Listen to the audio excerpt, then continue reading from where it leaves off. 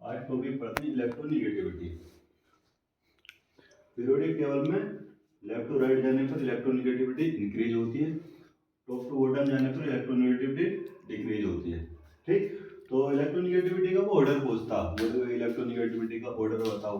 कभी कभी क्या होता, ग्रुप में दे दिया, फिर पूछते हैं बोले भाई इलेक्ट्रोनिगेटिविटी बताओ। तो पीरियोडिक टेबल में टॉप टू बॉटम जाने पर इलेक्ट्रोनिगेटिविटी डिक्रीज होती है। जैसे उसने पूछा भाई ये वाला ग्रुप है, ठीक, इसकी इलेक्ट्रोनिगेटिविटी बताओ, तो इसमें सबसे ज्यादा किसकी हो जाएगी, इसकी, फिर इसकी। ठीक, अब मान लो उसने सिर्फ एक पीरियड ले लिया, कहता है इलेक्ट्रोनिगेटिविटी का ऑर्डर बताइए। तो लेफ्ट टू राइट जाने पर पीरियोडिक टेबल में इलेक्ट्रोनिगेटिविटी इंक्रीज होती है, तो फिर ये वाला ऑर्डर बन जाएगा ऐसे, increasing order according to polling scale.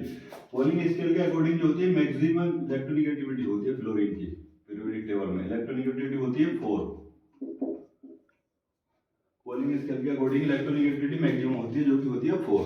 ठीक, तो पीरियोडिक टेबल में अप टू डाउन जाने पर इलेक्ट्रोनिगेटिविटी इंक्रीज डिक्रीज हो रही है, सॉरी, और लेफ्ट टू राइट जाने पर इंक्रीज हो रही है। वो क्या करता, अगर उसने सिंपल दिया तो ये ऑर्डर बन जाते हैं कि लेफ्ट टू राइट जाने पर इंक्रीज हो गई, ये ऑर्डर आ गया। मान लो पीरियड में दे दिया उसने, तो ये लगा दो, नीचे वाले में भी यही होगा, ये हो गया। ठीक, ग्रुप में दिया तो फिर डिक्रीज कर दो, मान लो इसका पूछा तो डिक्रीज कर दो, ये सही है। एग्जामिनर क्या करता है, ना डायरेक्ट पीरियड में पूछता ना ग्रुप में पूछता, वो क्या करता, दो एलिमेंट्स इसके ले लिए, दो एलिमेंट्स इसके ले लिए, फिर कहता भाई अब इलेक्ट्रोनिगेटिविटी का ऑर्डर बताओ। मान लो इनसे उसने ऑक्सीजन ले लिया और सल्फर ले लिया, और उधर फ्लोरीन ले लिया, क्लोरीन ले लिया, तो इसके लिए एक बहुत छोटी सी शानदार ट्रिक है। ठीक, कुछ नहीं करना, एस बनाना, मेरा नाम है ना एस से, तो बस उसी से करना है, मतलब तो जाना एस बनाना ना ये, तो इसके अकॉर्डिंग जाना सबसे ज्यादा किसकी होगी, फ्लोरीन की, फिर ऑक्सीजन की, फिर क्लोरीन की, फिर सल्फर की, ऐसे ऑर्डर बनाओ।